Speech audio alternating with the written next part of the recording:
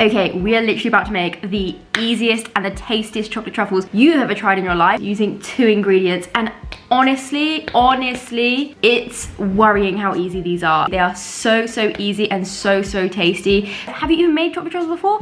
I don't know.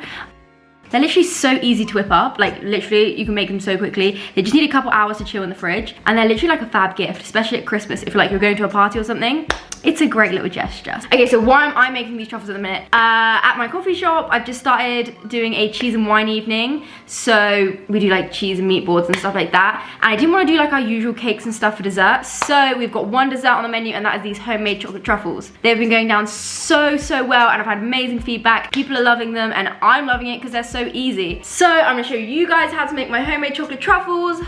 Let's go.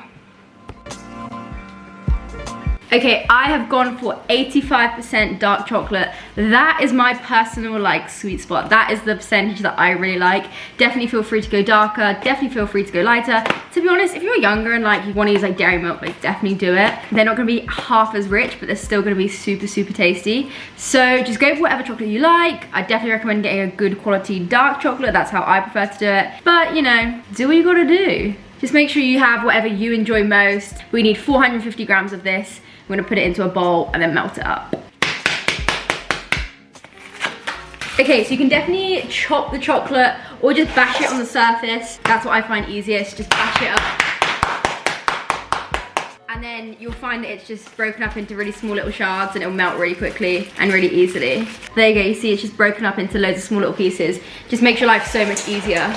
Okay, so I've got my 450 grams of dark chocolate in here. I'm now going to add my condensed milk. Okay, so I've got my 450 grams of dark chocolate in here. I'm just gonna add the condensed milk straight on top. We need 1 whole can, so that's gonna be 397 grams. So yeah, 400 grams of condensed milk, which is usually gonna be 1 whole can. And I hate to break it to you guys, but that is actually all you need. So I'm gonna chuck this on the saucepan and let it melt. Okay, whilst that is melting, I'm going to, there's nothing to do. I don't know why I'm saying that.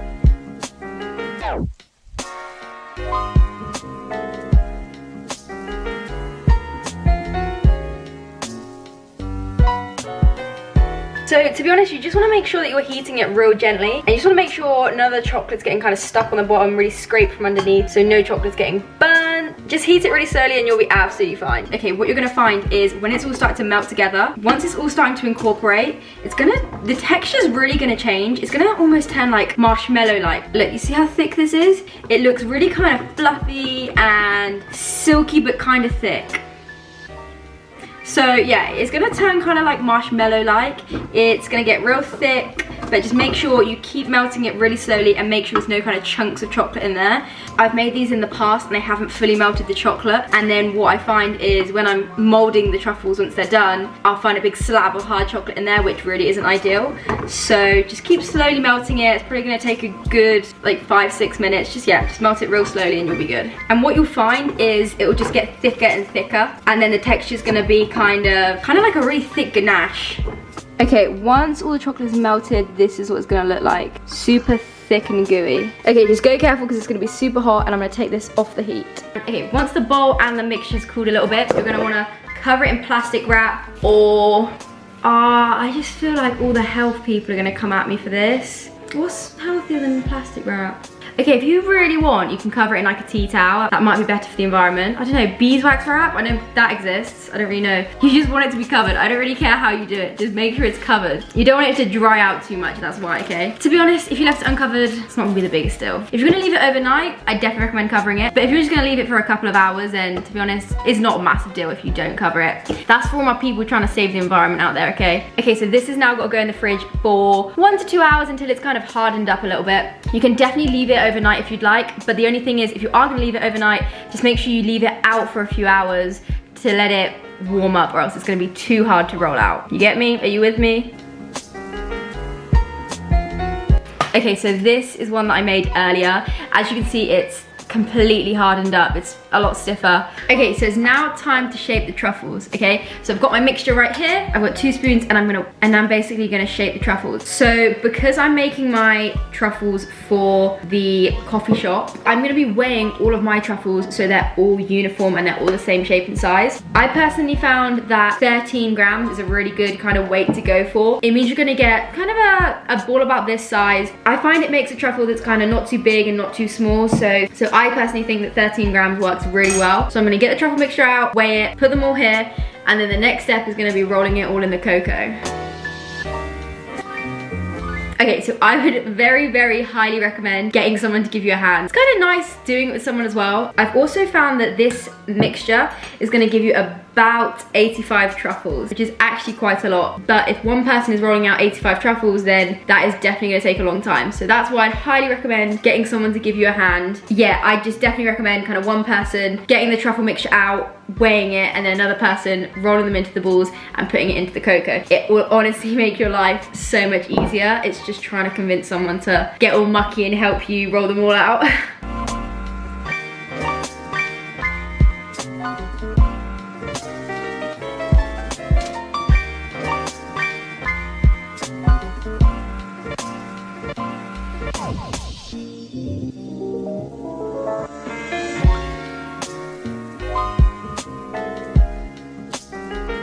Okay, so we have all our truffles rolled out. Okay, actually we don't have them all rolled out. I have actually got some mixture left over because I'm gonna do something else with that. But if you wanna keep your truffles just really simple, of just really like beautiful, rich chocolate bombs, this is what you're gonna do, okay? You wanna get some good quality cocoa powder, pop that in a little bowl, in a little ramekin or something like that. You're then gonna pick up your truffle, pop it in like this, and you're literally just gonna roll it around. Roll it around like that, and then it's just gonna pick up the cocoa powder, literally just until it's fully covered, and then pop it, and then just pop it in a jar or however you're gonna present them. And we're gonna do it again and again and again, and I'll show you what they look like.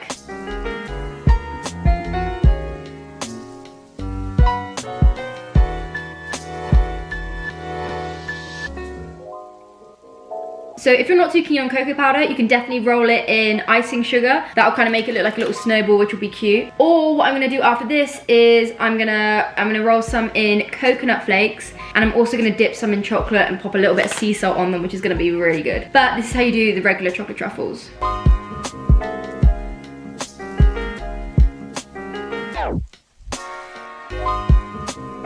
Okay, and then once you've rolled them all in cocoa, this is what they should look like. Look at my little babies. How cute are they? Literally. Homemade chocolate truffles made super, super easy and so quickly.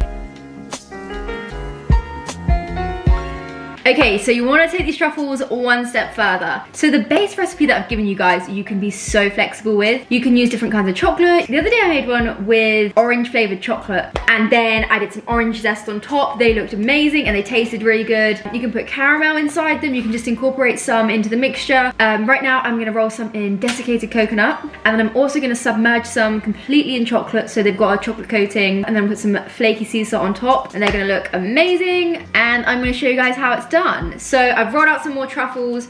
I've got a plate with some parchment on top. Here's my melted chocolate, and I'm just gonna completely submerge them in, and this is how it's done.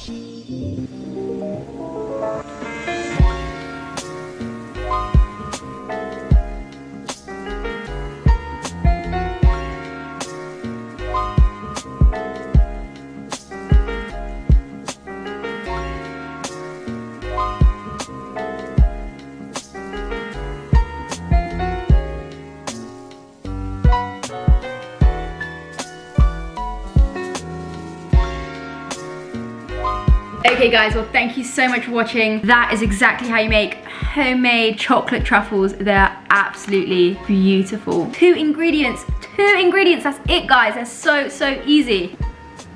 Look, that's the inside of the truffle. It's so gooey and soft. It's beautiful, rich dark chocolate. They're just so satisfying, honestly. Personally, after dinner, I don't usually like huge desserts. I just like a little hit of good quality chocolate. So tasty. I would recommend storing them in a airtight container, like a big jar or something. Chuck them in the fridge. They're gonna last absolutely ages. There's something you can just make a huge batch of, keep them in the fridge. Honestly, they taste absolutely amazing. I really hope you give them a go. Thank you so much for watching the video, and I'll hopefully see you in the next one.